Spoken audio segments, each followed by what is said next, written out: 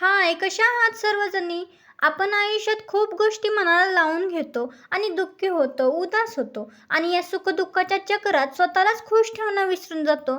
पण लक्षात ठेवा मैत्रिणींनो, तुमचं आयुष्य हे तुमची जबाबदारी आहे. जे झालं ते सोडून द्या. बोलणारे बोलतील, निग्लेक्ट करा आणि आयुष्यात काय करायचं आहे ना ते लक्षात ठेवा. कोणाचे मन राखण्यात स्वतःचे स्वप्न सोडून देऊ नका. आता तरी मनातून सर्व वेदना, दुःख बाजूला सारून स्वतःसाठी जगा. मला माहीत आहे, प्रत्येकीच्या जीवनात एक ना एक प्रसंग असा असतो की सर्व आशा निराशामध्ये बदलते. सर्वच आशा निराशामध्ये बदलते. मन दुखतं, नाराज होतं, पण या सर्वांवर मात करत आपल्याला पुढे जायचं आहे. त्यामुळे स्वतःवर विश्वास ठेवा.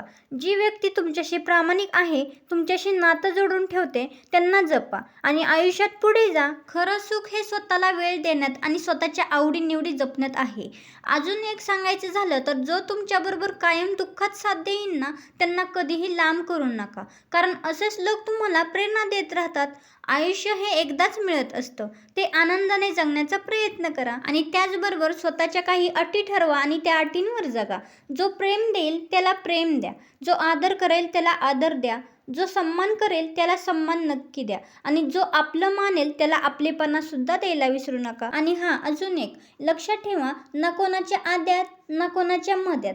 तुम्ही तुमच्या नादात नक्की राहायचं आहे.